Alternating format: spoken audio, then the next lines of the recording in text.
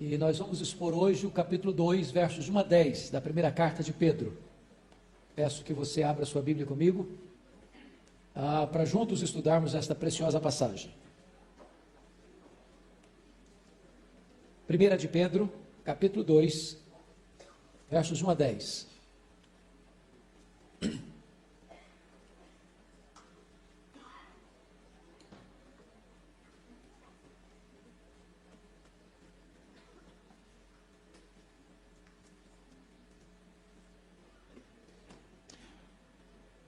Primeira de Pedro 2, de 1 a 10. Eu vou fazer a leitura, você acompanhe comigo esta leitura em silêncio. Despojando-vos, portanto, de toda maldade e dolo, de hipocrisias e invejas e de toda sorte de maledicências, desejai ardentemente, como crianças recém-nascidas, o genuíno leite espiritual, para que, por ele, vos seja dado crescimento para a salvação. Se é que já tendes a experiência de que o Senhor é bondoso. Chegando-vos para ele, a pedra que vive, rejeitada sim pelos homens, mas para com Deus eleita e preciosa. Também vós mesmos, como pedras que vivem, sois edificados casa espiritual para serdes sacerdócio santo, a fim de oferecerdes sacrifícios espirituais agradáveis a Deus por intermédio de Jesus Cristo. Por isso está na Escritura, pois isso está na Escritura. Eis que ponho em Sião uma pedra angular, eleita e preciosa, e quem nela crer não será de modo algum envergonhado. Para vós outros, portanto, os que credes, é a preciosidade. Mas para os descrentes, a pedra que os construtores rejeitaram, essa veio a ser a principal pedra angular, e pedra de tropeço e rocha de ofensa. São estes os que tropeçam na palavra, sendo desobedientes para o que também foram postos. Vós, porém, sois raça eleita, sacerdócio real, nação santa, povo de propriedade exclusiva de Deus, a fim de proclamardes as virtudes daquele que vos chamou das trevas para a sua maravilhosa luz. Vós sim, que antes não erais povo, mas agora sois povo de Deus, que não tinhais alcançado misericórdia, mas agora alcançastes misericórdia. Amém. Bom, eu quero tratar hoje sobre o crescimento espiritual dos salvos. Vocês bem sabem que esta carta de Pedro foi enviada aos forasteiros da dispersão daquela região do sul da Galácia, melhor dizendo, do norte da Galácia, região que Paulo não visitou na sua primeira viagem missionária. Vocês se lembram que Paulo, na primeira viagem missionária, foi para a província da Galácia, Antioquia da Pisídia, Icônio, Derbe e Listra, que ficava no sul da província da Galácia. Pedro agora está enviando esta carta àquela província que Paulo não chegou a visitar, mas que tem igrejas lá, tem irmãos lá. E quando Pedro escreve esta carta, a perseguição religiosa já tinha começado. É muito curioso isso. Vocês se lembram que Pedro tem o apostolado para os judeus, e ele escreve para comunidades de crentes judeus, e na época do imperador Cláudio, os judeus já tinham sido expulsos de Roma, e depois de Cláudio vem Nero, e Nero começa então, sobretudo o ano 64 em diante, a perseguir os cristãos, e esses irmãos estão sendo dispersos pelo mundo, eles são forasteiros no mundo, e nesta carta, até agora, Pedro tratou primeiro da esperança que nós temos em Cristo, no mundo de perseguição, no mundo de sofrimento, no mundo onde você muitas vezes tem sua liberdade restringida, tem seus bens saqueados, você precisa se alegrar na herança eterna que você possui. Sua casa não está aqui, sua herança não está aqui, sua pátria não está aqui. Apesar das situações mais difíceis, você ainda pode se alegrar, porque a sua herança é eterna, imarcessível, imaculada nos céus.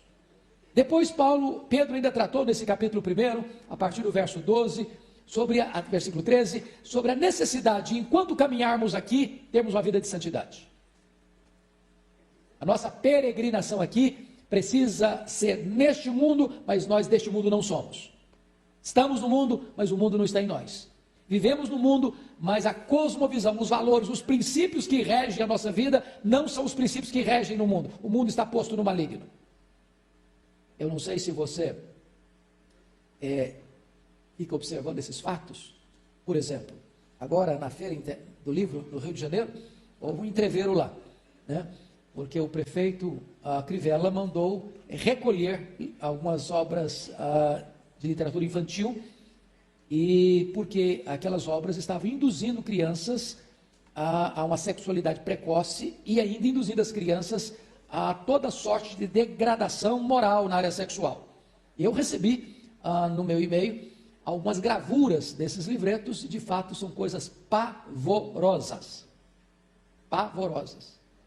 induzindo crianças a sexo, a homossexualismo, a sexo com animais, e daí para frente, coisas assim que seriam proibitivas para 18 anos, quanto mais para a literatura infantil.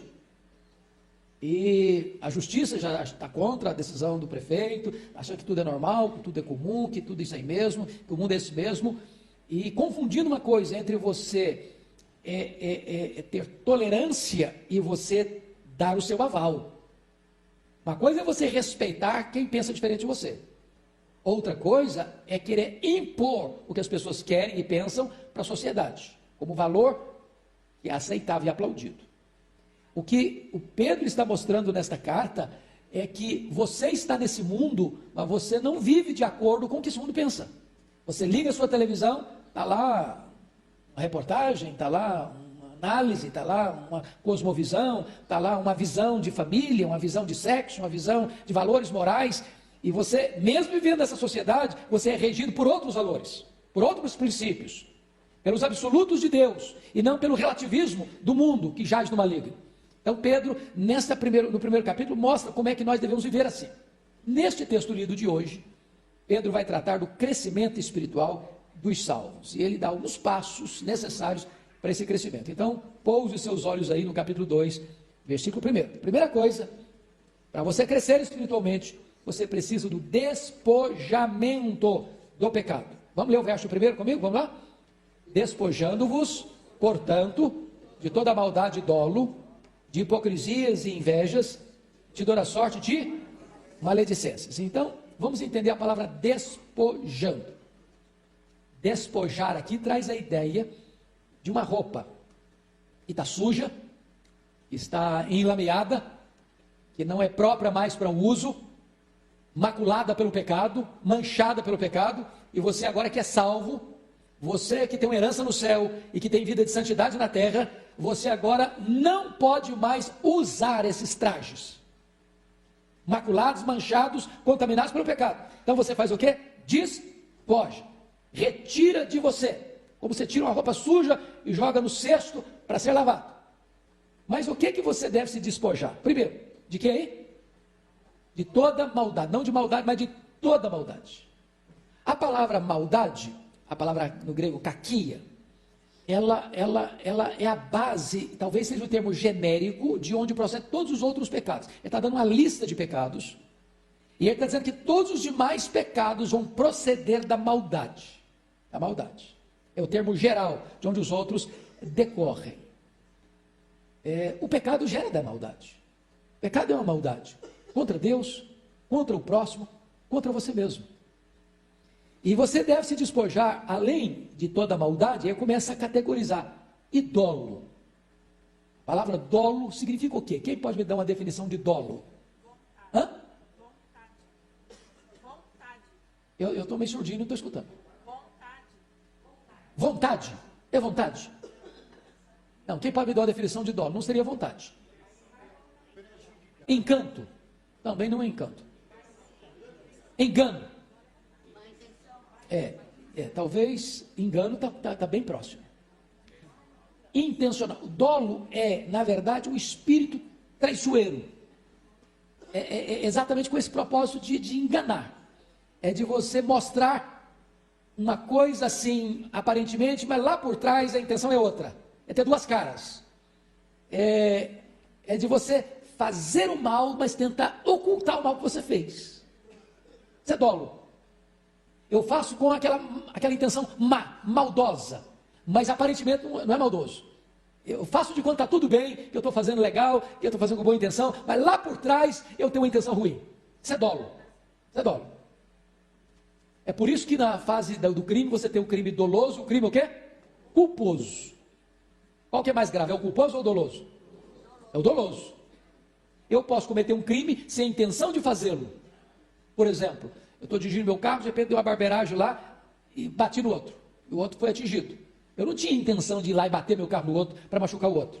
Então esse crime é culposo. Agora, diferente é quando eu saio com a intenção de ferir você, firo você e me escondo para que ninguém perceba que eu feri você. Isso é dolo. É dolo.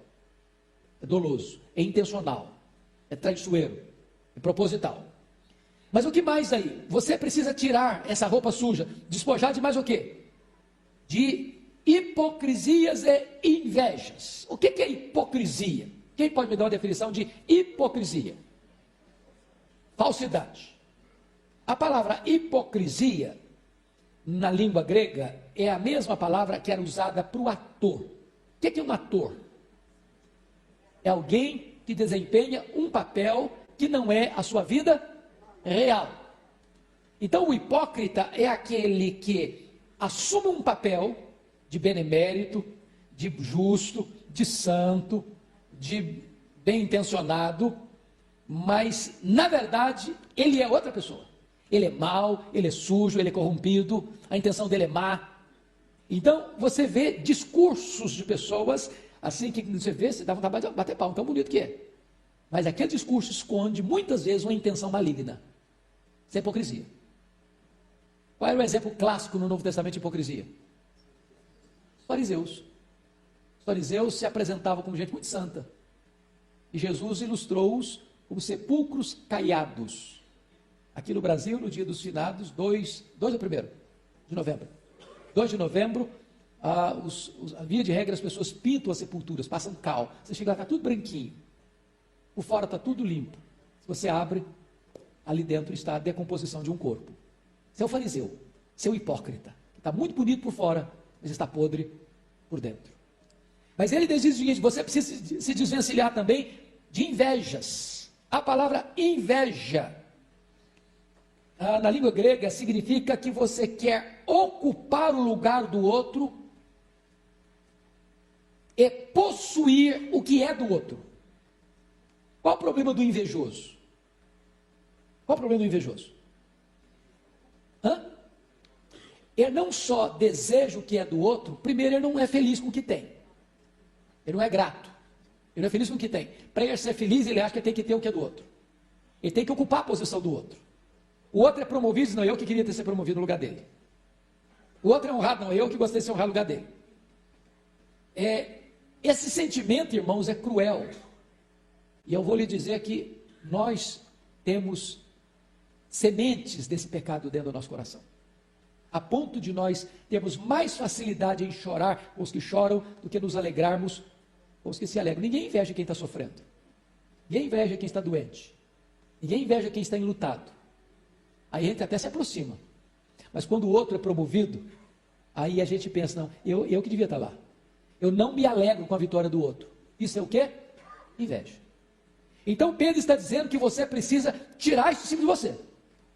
Não combina com a sua vida de uma pessoa salva. Inveja. Você tem que ser grato a Deus por aquilo que você é, por aquilo que você tem.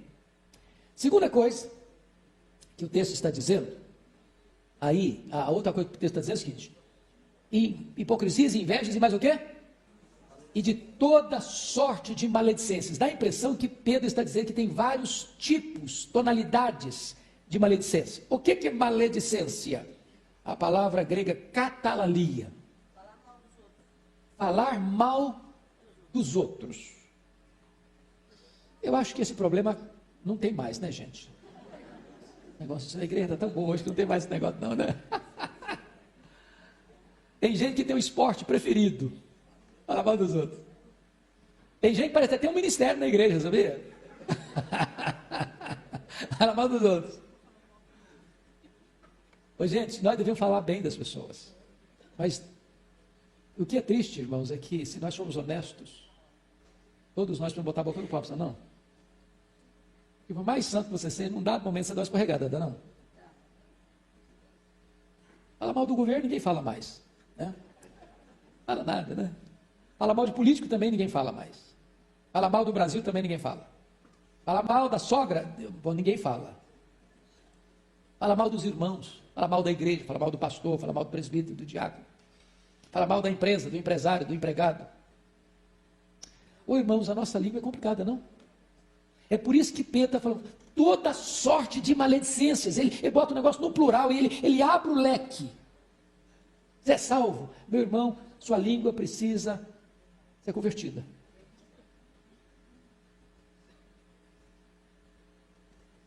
Porque se você ocupar-se dos seus pecados, você não vai ter tempo de falar dos pecados dos outros.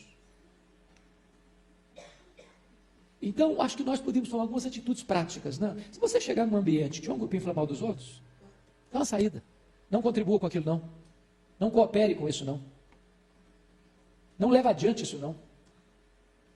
Isso não combina com você e comigo, como crentes em Cristo Jesus. Bom, nós estamos falando de crescimento espiritual. A primeira coisa é o despojamento do pecado. Mas a segunda coisa para você crescer espiritualmente, está no versículo 2, é a sua dieta espiritual.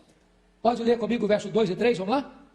Desejai ardentemente, como crianças recém-nascidas, o genuíno leite espiritual, para que, por ele, vos seja dado o crescimento para a salvação, se é que já tendes a experiência que o Senhor é bondoso. Veja bem, que Pedro passa daquilo que você tem que jogar fora, para aquilo que você precisa desejar.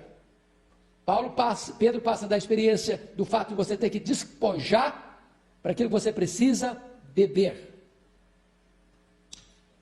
E ele compara o crente como alguém recém-nascido, no sentido do alimento. Qual é o alimento que ele deseja aí? O leite espiritual, o genuíno leite espiritual. Agora, pense comigo, agora eu vou pedir uma orientação para as mães aqui. A criança recém-nascida aqui é brefos, que é a criança lactante, a criança do peito, a criança que está mamando. Criança que está mamando deseja mamar? Quando a criança que saudável chora? Quando? Quando ela está com fome? Quando está precisando tomar banho. Quando a criança mama, ela mama de forma o quê? Regular. Já pensou uma criança que só mama, e ela só mama uma vez por semana? As mães conhecem essa criança aqui?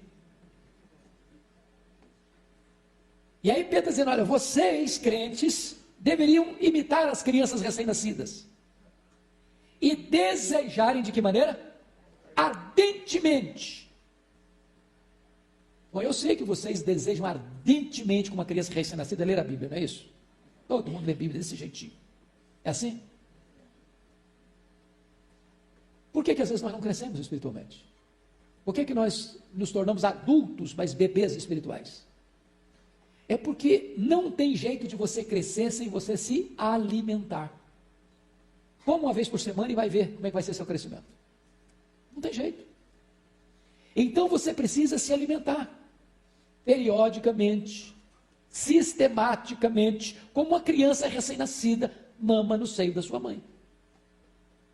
Mas agora, Pedro não trata apenas da regularidade da dieta espiritual. Ele trata também da qualidade da dieta espiritual. Você vai desejar o quê? O leite genuíno. Tem leite contaminado? Se você toma um leite contaminado, o que acontece? Você tem uma infecção intestinal, é um problema sério. Vocês acham que hoje tem alimento contaminado? Você liga a sua televisão, tem sermão contaminado? Você compra um livro, o livro, a teologia dele é um leite contaminado? Você escuta uma música, a letra da música é leite contaminado? Então o que você precisa fazer? Você precisa desejar comer como uma criança recém-nascida, mas você precisa ser um adulto espiritual para saber se o leite está bom ou não está bom, se a comida está boa ou não está boa, se a dieta é saudável ou não é saudável. Porque muitas doenças que nós adquirimos vêm o quê? Pela boca. Se a gente come mal, a gente fica doente. Crente que come qualquer coisa, que escuta qualquer coisa, que se alimenta de qualquer coisa, que lê qualquer coisa, que escuta qualquer tipo de pregador, que não tem critério para ler um livro, ou que não tem filtro para saber se a qualidade do alimento é boa ou não, vai adoecer, vai enfraquecer. Esse alerta que Pedro está fazendo para você e para mim. Agora, notem vocês, para que você vai se alimentar regularmente de comida boa? Olha o verso 2, parte B. Para que, ao propósito, para que, por ele, você seja dado crescimento para a salvação. Então, você quer um crente que cresce, que amadurece, que é adulto espiritual? É um crente que despoja-se das coisas ruins e se alimenta daquilo que é bom. Certo? Bom, a constatação está no verso 3. Se é que tendes a experiência de que o Senhor é bondoso. Ora, se você entende que Deus é bondoso, você vai entender uma coisa maravilhosa. Está falando de alimento? A Bíblia é para você e para mim um banquete com iguarias variadas e iguarias saudáveis. A Bíblia é leite para o infante, a Bíblia é pão e carne para o adulto, a Bíblia é mel, a Bíblia é alimento. Então, esse banquete está aí à sua disposição. Deus prepara para você uma mesa. Agora, você pode ter uma mesa e um banquete e ficar lá no canto comendo pão dormido com mortadela.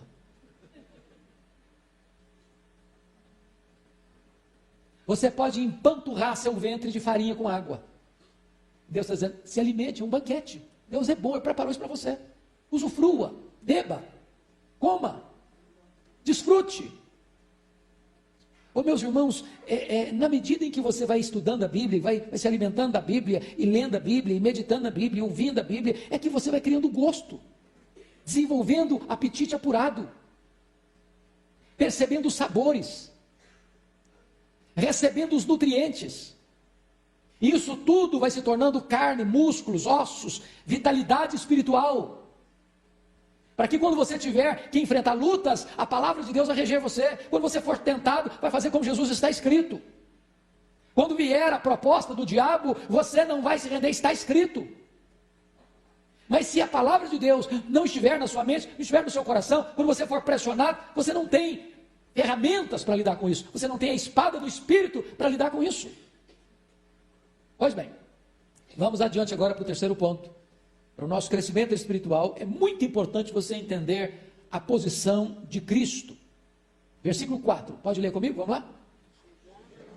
Ele, a pedra que vive, rejeitada sim pelos homens, mas para com Deus, eleita e preciosa. Então note você que Pedro passa para outra metáfora. Ele usou a metáfora da roupa suja, ele usou a metáfora do leite, agora ele passa a usar a metáfora da pedra. A pedra. E qual é a palavra dele? Chegando-vos para ele. Ele quem? Cristo Jesus. Como é que você vai ter uma vida de crescimento espiritual? Se você vai se achegando para ele, se aproximando de Cristo, tendo comunhão com Cristo. Mas para você ter comunhão com Cristo, a primeira coisa que você precisa fazer é saber quem Ele é. Qual é a imagem, qual é o emblema, qual é a figura que Pedro traz aí para nós? Ele é o quê? Pedra que vive. Bom, parece-me que a metáfora é quase contraditória, né? Porque você não consegue entender pedra viva ou pedra que vive. Mas por que ele usa a figura da pedra?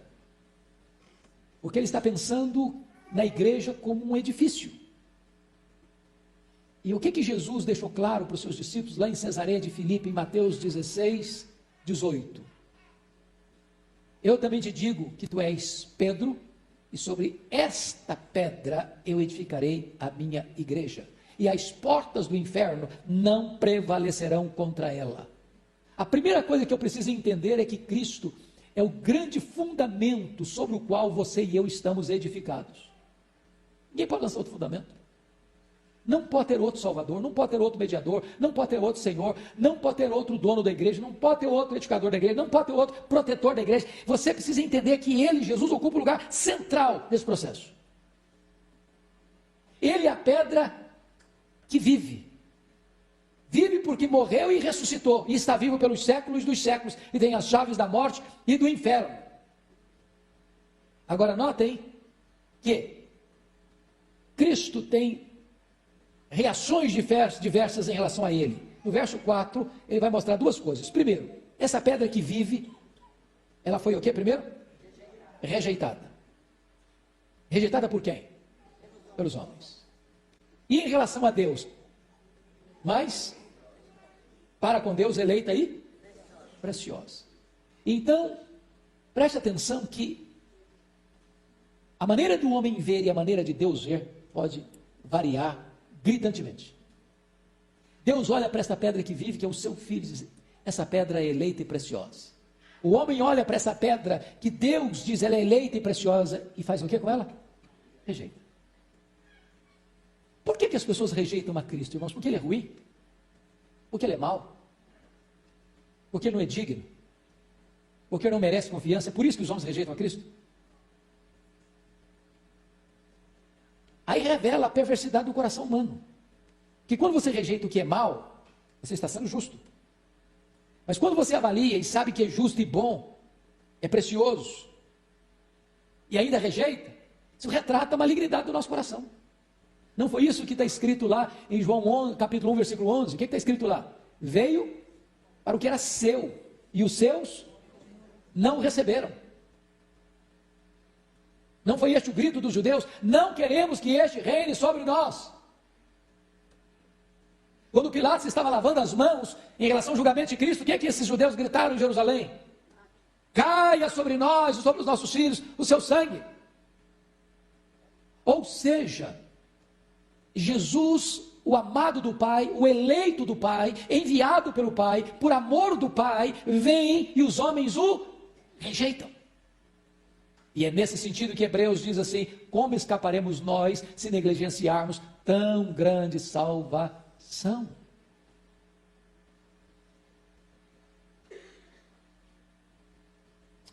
A grande pergunta é: sobre quem está fundamentada a nossa vida espiritual, a nossa salvação?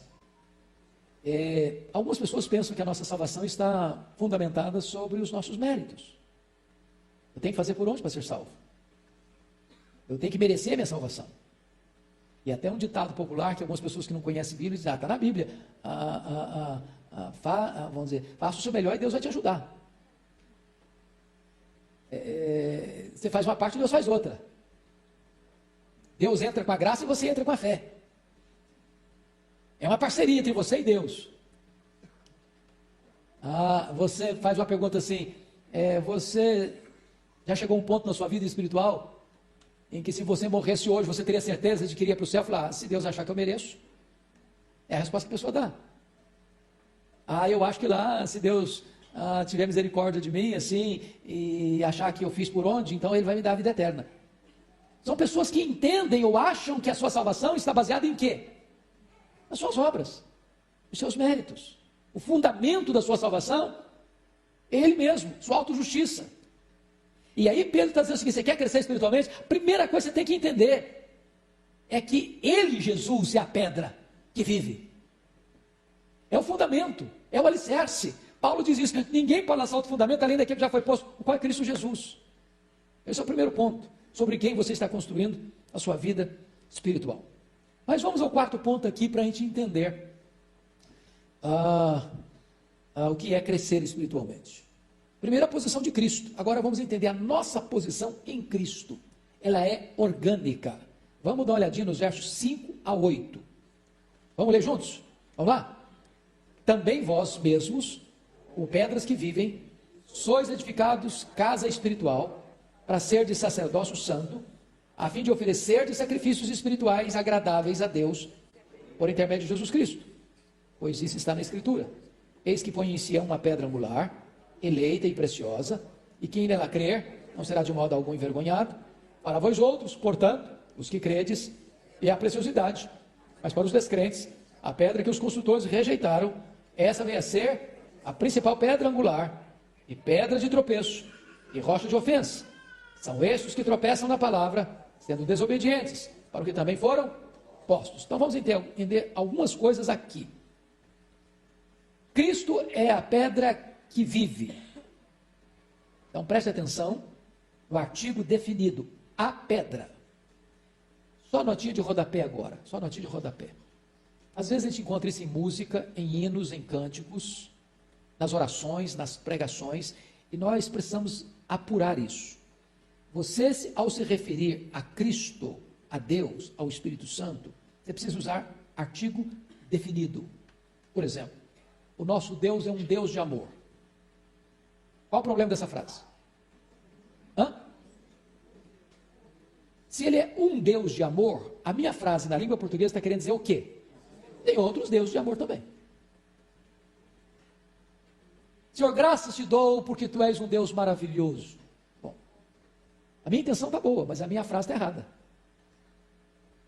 Ele não é um Deus maravilhoso, porque se eu digo que ele é um Deus maravilhoso, estou dizendo que tem outros deuses maravilhosos. Então, ao dirigir-se a Deus, ao Pai, ao Filho e ao Espírito Santo, você precisa ser específico. Ele é a pedra que vive, ele não é uma pedra que vive. Ele é a pedra. Ele não é um Salvador, ele é o Salvador. Ele não é um Senhor, ele é o Senhor. Ele não é um Deus, ele é o Deus vive e verdadeiro. Então, repagine as suas orações, para que você, ao dirigir-se a Deus, não se dirija com artigo indefinido. O que você pode, claro, você está bem intencionado, mas o seu vernáculo, a sua gramática, a sua expressão não está correta. Agora notem quem somos nós. Versículo 5, também vós mesmos com pedras que vivem, agora está usando no plural. Ele é a pedra que vive. E qual o lugar dessa pedra que vive? É a pedra de esquina, é a pedra fundamental, é a pedra do alicerce. E sobre o alicerce, outras pedras vão sendo colocadas no edifício. Então, quem nós somos então? Pedras que vivem. A nossa relação com Cristo, embora a metáfora pedra não nos sugira vida, mas a palavra que vive e vivas traz a ideia de que a nossa relação com Cristo é o quê? Orgânica. Orgânica. Na mesma palavra de João 15, ele é a videira verdadeira, nós somos os ramos. Ou seja, a mesma seiva que vem do caule, que vem da videira, é a mesma seiva que vai para os ramos, para que eles tenham vida e para que eles frutifiquem. Então, a nossa vida é a vida de Cristo em nós. Nós estamos nele, ligados a ele, organicamente entrelaçados com ele. É isso que Pedro está nos mostrando. Mas nós somos outra coisa. Olha que como Pedro mistura as metáforas, as imagens. Também vós mesmos com pedras que vivem, sois edificados o quê? Casa espiritual. Então agora ele passa da pedra particular para a casa, para o edifício, para o templo. Quem nós somos então? Nós somos o quê? Casa espiritual. Na linguagem do apóstolo Paulo, nós somos o santuário do Espírito, o templo do Espírito. Agora notem vocês que além de pedras que formam o templo, agora Pedro está dizendo que você e eu somos a morada de Deus. Vamos entender bem isso aqui. Quando a Bíblia diz lá em 1 Coríntios 3,17, ou 1 Coríntios 6,19, nós somos o santuário do Espírito, nós precisamos entender o que ele está querendo dizer. Porque quando falava-se do santuário, o santuário ele tinha 3 departamentos, ou 3 áreas. Ele tinha o lugar, o pátio, que era aberto, ele tinha o lugar santo, onde tinha lá a mesa com os pães da proposição, o candelabro e o altar de incenso, e tinha uma cortina enorme que separava esse lugar santo do lugar santíssimo, ou santo dos santos, onde ficava a arca da aliança, onde o sumo sacerdote só podia entrar uma vez por ano, e onde a glória de Deus se manifestava. Quando Paulo diz que você é o santuário do Espírito, você é a casa espiritual, você é a morada de Deus, a palavra lá não é santuário, a palavra lá no grego é santo dos santos. Então você não apenas é morada de Deus, mas você é o local onde a glória de Deus se manifesta. Nas palavras bíblicas, Deus não habita em santuários feitos por mãos humanas. Nós respeitamos essa casa, esse templo, foi construído com um propósito específico, culto e adoração a Deus. Porém, o santuário onde Deus habita é o seu corpo. É a sua vida.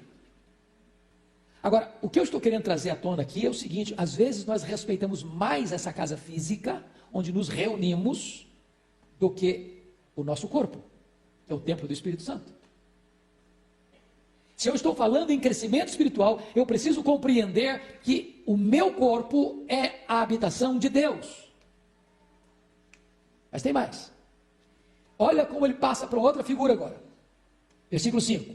sois edificados casa espiritual, para ser de sacerdócio santo, a fim de oferecer de sacrifícios espirituais agradáveis a Deus por intermédio do Senhor Jesus Cristo. Então você agora, além de pedras vivas, além de casa espiritual, você também é o quê? Sacerdócio santo. Bom, quem entrava lá no santuário para oferecer sacrifícios? Sacerdote. Quem podia entrar no Santo dos Santos? O sumo sacerdote. Agora ele está dizendo o seguinte: depois que Cristo morreu, o que aconteceu quando ele morreu? O véu rasgou, de baixo para cima ou de cima para baixo? De cima para baixo. Não foi obra do homem, foi obra divina. Mas o que significa que o véu rasgou? Quem pode me dizer o que significa isso? Acabou a separação de? Isso. Não tem mais necessidade de que alguém represente você diante de Deus. Não precisa mais você ir ao pastor, ao missionário, ao sacerdote, ao sumo sacerdote, para que ele então leve o sangue para expiar os seus pecados.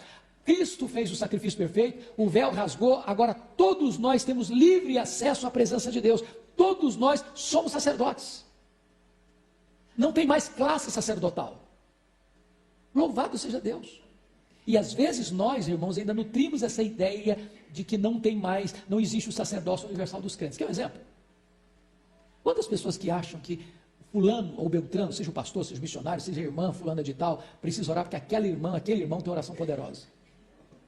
Essa ideia ainda existe na igreja? É a ideia de que existe alguém com mais acesso. Deus tem muitos filhos, mas Deus não tem filhos prediletos. Se você está em Cristo, você é justo. Você foi justificado. O que a Bíblia diz? Muito pode, por seus efeitos, a súplica do justo. Todos nós temos livre acesso. Eu, como pastor, às vezes, tinha dia que tinha 3, 4 aniversários de criança no sábado. Eu tinha que ir nos 4, porque se eu não chegasse para fazer a oração nem do pastor se avalia. É a ideia de que não existe o sacerdócio universal do crente. O irmão lá não pode orar, o presbítero também está lá, não ora, mas tem que chegar alguém para orar, que é o sacerdote, entendeu? E do titular ainda. Nós cultivamos ainda essa ideia de que nós não somos sacerdotes. Perceberam isso, irmãos? Então nós precisamos corrigir isso, nós precisamos ser crentes maduros. Maduros. Todos nós somos sacerdotes santos. Agora notem vocês que tipo de sacrifício nós devemos oferecer. Sacrifícios espirituais, agradáveis a Deus em nosso nome? Não, em nome de Cristo. Então preste atenção nisso. Nós não temos mais sacerdotes para nos representar humanos, mas nós temos o grande sumo sacerdote. Você tem livre acesso à presença de Deus por intermédio de Jesus Cristo. Quando você ora, aquela frase finalzinha da oração não é uma forma mágica. Em nome de Jesus, amém. Por mais bonito que você orou, não são suas palavras bonitas que recomendam a sua oração. O que recomenda a sua oração é você dizer, em nome de Jesus. Lembra lá da oração de Daniel, capítulo 9? Nós não lançamos a nossa súplica fiados nas nossas justiças. Não é porque você é um crente muito especial, não é porque você é um crente muito piedoso, não é porque você é alguém muito poderoso, nada disso. As nossas orações sobem a Deus como ofertas e sacrifícios agradáveis, porque elas são feitas em nome de Cristo. É por causa dele, é nos méritos dele, é que nós somos sacerdotes, ou sacerdócio santo. Agora vamos olhar outra coisa importante aí. Versículos 6 a 8 destaca, nós somos crentes em Cristo, e faz um contraste entre crentes e descrentes. Olha aí comigo, versículo 6, por isso está na Escritura, eis que põe em Sião uma pedra angular, eleita e preciosa, e quem nela crer não será de modo algum envergonhado. Para vós outros, portanto, os que credes, é a preciosidade. Mas para os descrentes, a pedra que os construtores rejeitaram, essa veio a ser a principal pedra angular, e pedra de tropeço e rocha de ofensa. Então ele está dizendo aqui uma coisa importante. Ele está falando de crentes e de descrentes. Deus pôs em Sião uma pedra, que ele chama de angular, de eleita, de preciosa. Quem é essa pedra? Jesus Cristo. E aí ele vai dizer o seguinte: quem nela crer, ou se quem crê em Jesus, não será de modo algum o quê? Vergonhado. Por quê? Porque para vós outros que credes, essa pedra é o quê? A apreciosidade. Ela não é preciosidade, ela é a preciosidade. Nas palavras de Jesus, é como você encontra um grande tesouro e vai lá ver tudo que você tem para adquirir aquele tesouro. Ou encontra uma pérola de grande valor, você vai lá vende tudo para adquirir aquela pérola de grande valor. Jesus é a preciosidade. Você gosta da sua casa, você gosta do seu carro, você gosta do seu apartamento, você gosta dos seus bens materiais, você gosta da sua conta bancária, você gosta dos seus diplomas, você gosta da sua posição na sua empresa, você gosta do seu prestígio pessoal, pois tudo isso não é a preciosidade. A preciosidade é Jesus.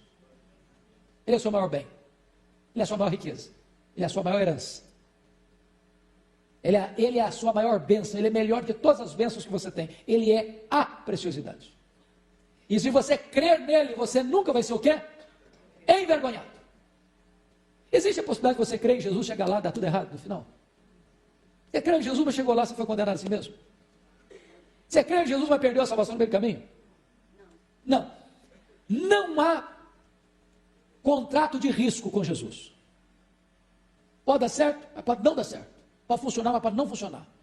Pode muito bem um tempo, depois degringolar tudo e cair tudo por terra. Não existe essa chance, não existe essa possibilidade. Se você crer nele, você nunca vai ser envergonhado. Ele dá garantia plena e absoluta.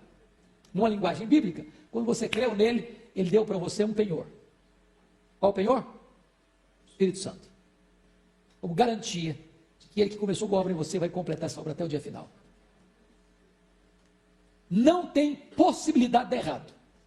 Agora, quando Deus põe essa pedra eleita, preciosa, a pedra de esquina, e alguém rejeita essa pedra vira o quê? Pedra de tropeço e rocha de escândalo. A ideia de pedra de tropeço e rocha de escândalo é a seguinte: é quando você está caminhando e dá uma topada numa pedra. Quando você dá uma topada na pedra, você se arrebenta a ponta do pé e cai lá no chão. Mas rocha de escândalo, a ideia é de você estar caminhando e rola uma grande pedra em cima de você, esmaga você. Essa é a ideia. Ou seja, ninguém fica neutro em relação a Jesus. Ou ele é seu fundamento, ou você é arrebentado por ele. Porque, na verdade, a causa da condenação lá no final não vai ser suas obras, vai ser o fato de você ter rejeitado a Cristo. Quem nele crê, está salvo. Quem não crê, já está condenado. As obras vão ser apenas graus de condenação, ou para o crente, graus de recompensa, que são os galardões. Então não tem como o homem se livrar de Cristo, não. Rejeitou a Cristo? Rejeitei, ok, mas ele vai esmagar você. Vai ser uma rocha de escândalo, de ofensa. Vai rolar em cima de você. E não tem mais como fugir, porque ele que hoje é o advogado, amanhã vai ser o juiz. Vai ser o juiz. Pois bem, vamos ao quinto ponto. A nossa identidade espiritual é clara. Agora vamos todos ler o versículo 9, por favor. Vamos juntos? Vós, porém, sois raça eleita, sacerdócio real, nação santa, povo de propriedade exclusiva de Deus, a fim de proclamar as virtudes daquele que vos chamou das trevas para a sua maravilhosa luz. Veja você que Pedro vai reunir no verso 9 uma série de informações e de declarações de identidade. Quem nós somos? Em primeiro lugar, nós somos o quê? Raça eleita. Quando ele diz raça eleita, porque nós somos mais que um. Ele comprou com seu sangue aqueles que procedem de toda tribo, raça, povo, língua e nação.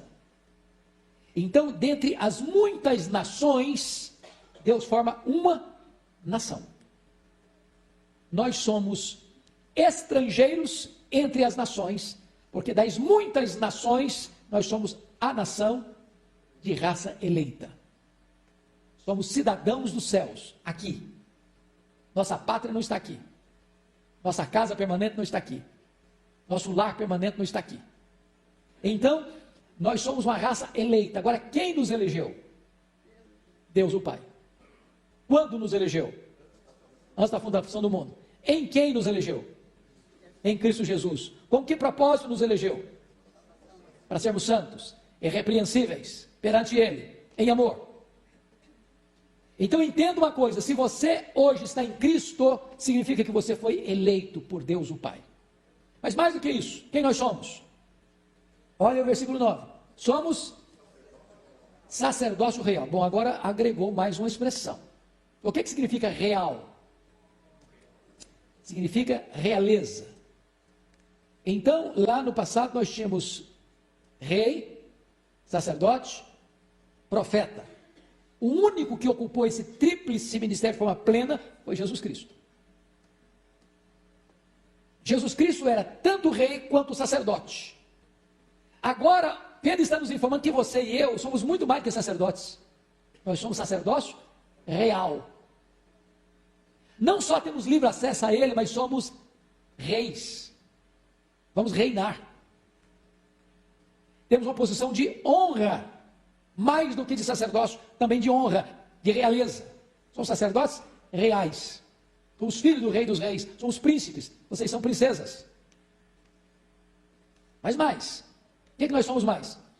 Nação santa. Então preste atenção. Se nós fomos tirados de todas as nações, porque fomos comprados, nós somos uma nação santa. E significa o seguinte: nós somos uma nação diferente. A palavra santo tem dois significados no grego: separado e diferente. E aí traz a ideia então de pureza. Mas quando você é nação dentro de nações, você é uma nação separada e você é uma nação diferente. Aqui que estava dizendo no começo: seus valores não são os mesmos, seus princípios não são os mesmos, seus hábitos não são os mesmos, seus costumes não são os mesmos, seu linguajar não é o mesmo, a sua maneira de viver não é o mesmo, a sua maneira de criar a família não é a mesma. Você é regido por outros valores, porque embora você esteja entre as nações, você é um peregrino, você é na linguagem do capítulo 1, você é o quê? Forasteiro da dispersão. Você está aqui, mas não é daqui. Você vive em santidade, num mundo corrompido e mau. Mas que mais? Nós somos o quê? Povo de propriedade exclusiva de Deus. Eu acho isso maravilhoso. Maravilhoso. A Bíblia diz que Deus tem ciúmes de nós. A palavra ciúme é uma palavra na língua portuguesa negativa, né? Sempre negativa. Mas ela tem um aspecto positivo também. Quando a Bíblia diz que Deus tem ciúmes de nós, o que a Bíblia está querendo dizer? Primeiro, que Ele se importa conosco. Segundo, zelo por nós. Zelo por nós. Deus não nos divide com ninguém. Deus não deixa a gente ser metade dele e metade do outro. Deus não abre mão de ter você por completo. Você é dele, completamente dele, exclusivamente dele. Ele fez uma aliança com você: eu sou o seu Deus, você é meu povo. Acabou. Agora, vamos pensar em outra imagem aqui: propriedade exclusiva de Deus. O que dá valor a você e a mim é o fato de você ser propriedade exclusiva de Deus. Você é herança de Deus. Você é a riqueza de Deus. Eu, quando vou visitar museu, eu não sou tão apaixonado por museu, não, preciso confessar isso. Mas de vez em quando eu vou. Eu vejo algumas coisas que em si mesmas elas não têm valor intrínseco nenhum. Nenhum.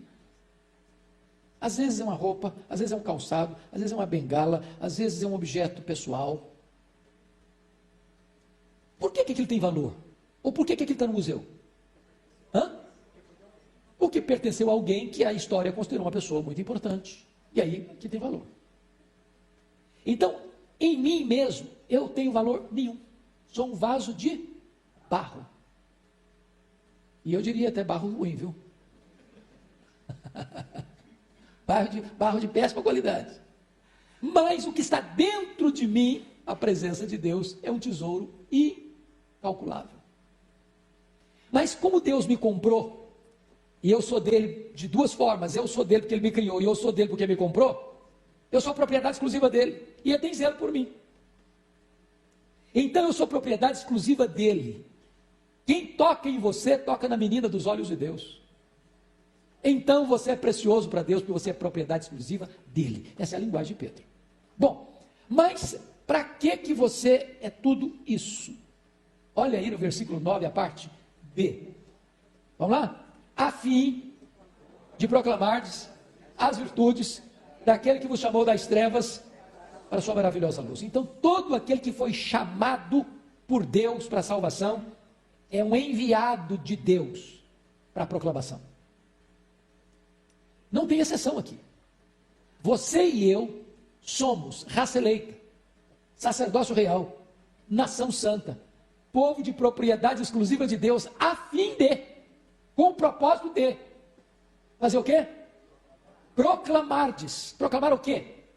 As virtudes, os atributos, as qualidades, o caráter, a pessoa, as grandes obras de Deus e o ser de Deus. Você proclama quem Deus é, as virtudes de Deus, a fim de proclamar as virtudes daquele que vos chamou das trevas para a sua maravilhosa luz. E aí você entende outra coisa. Você não proclama um Deus de segunda mão. Você proclama o Deus vivo, que mudou a sua história, que arrancou você das trevas, que colocou você na luz, que perdoou os seus pecados, que deu para você um novo coração, uma nova mente, uma nova vida, uma nova família, uma nova pátria. Aquele que resgatou você da casa do valente, da potestade de Satanás, do império das trevas. Oh, irmãos amados, quem foi tirado do fogo não pode ficar passivo diante daquele que está ainda lá no cativeiro, na escravidão, no pecado, na morte espiritual. Você e eu precisamos ter pressa e paixão para fazer isso. Pressa e paixão para fazer isso. Mas eu quero concluir. Veja você, qual é a motivação de pregar essa mensagem? Pode ler o 10 comigo? Vós sim, que antes não eres povo, mas agora sois povo de Deus, e não tinhas alcançado misericórdia, mas agora alcançastes misericórdia. Bom, eu devo pregar com a seguinte motivação, é que esse Deus Todo-Poderoso, Ele fez uma obra em mim. Eu não era povo, agora sou povo. Eu estava perdido, eu fui achado. Eu estava morto, e eu revivi. Eu era escravo, agora sou livre. Eu estava cego, agora eu vejo. Eu não entendia as coisas, agora o meu entendimento foi aberto. Eu estava indo para o inferno, agora eu sou cidadão do céu. Eu vivia escravo do pecado, da carne, do mundo, do diabo, agora eu sou servo de Deus. Ora, aquilo que Deus fez em mim, me motiva agora a ir adiante e levar esta mesma mensagem compartilhada com outras pessoas. Eu não era povo, agora sou povo. Eu não tinha alcançado misericórdia, mas agora alcancei misericórdia. Então, quem alcançou misericórdia precisa ser instrumento da misericórdia. Qual é a motivação nossa? Medo ou gratidão? Gratidão. Gratidão. Então, que Deus nos ajude, Deus nos abençoe, para que nós possamos crescer na graça e no conhecimento de Cristo. Que nós possamos demonstrar para o mundo que nós somos alcançados por esta grande salvação, porque Deus nos escolheu, porque Cristo morreu por nós, porque nós somos morada do Espírito Santo de Deus que está em nós. Nós agora somos sacerdotes reais, somos povo santo, e Deus tem zelo por nós, e Deus quer que você anuncie agora as virtudes dele para o mundo inteiro, não com medo, mas com gratidão por aquilo que ele fez por você. Vamos ficar em pé. José, você poderia orar por nós? Você consegue botar som? Tem aí, já está aí. Gentileza. Santo Eterno Deus, Pai amado, Deus da graça e da misericórdia, nós te agradecemos, Senhor, porque o Senhor nos trouxe à tua casa esta manhã, para que nós pudéssemos cantar louvores, agradecer por tudo aquilo que o Senhor tem feito em nossas vidas, agradecer principalmente por Jesus Cristo, teu Filho amado, que veio a esse mundo, se fez homem, tomou sobre si os nossos pecados, já morreram na cruz, derramando o seu precioso sangue, nos deu a vida eterna. Amém. Te agradecemos por esses momentos de reflexão e aprendizado na tua palavra. Amém. Te agradecemos porque o Senhor nos proporcionou a possibilidade, nos ensinou a ler e nos deu a tua palavra, escrita por homens santos, homens que foram inspirados pelo Senhor e pelo Espírito Santo. Amém. Nós te agradecemos por esses momentos que passamos aqui. E te pedimos, Senhor, que o Espírito Santo que habita em nós, nos acompanhe a cada dia, a cada minuto, a cada segundo. e nos encoraje e nos dê sabedoria para que possamos falar das maravilhas de Jesus, anunciar o Evangelho, anunciar a salvação e ajudar aquelas pessoas que ainda não têm a alegria que nós temos da salvação em Jesus Cristo, a poderem enxergarem, a poderem compartilharem da graça maravilhosa da salvação em Jesus. Amém, Senhor. Dar ao Senhor um bom dia na tua presença. Amém. E que continuemos, Senhor, encorajados, animados a falar de Jesus, a compartilhar o Evangelho, as boas novas, a salvação. E que o Senhor nos ajude também, que nós possamos dar exemplo a cada dia e cuidarmos, Senhor, porque nós sabemos que o Espírito Santo vive em nós. Nós somos templos do Espírito Santo. É isso. Mas nós somos pecadores miseráveis. Nós precisamos da tua graça e da tua verdade. misericórdia. E é no nome precioso de Jesus que nós oramos e agradecemos. Amém. Amém.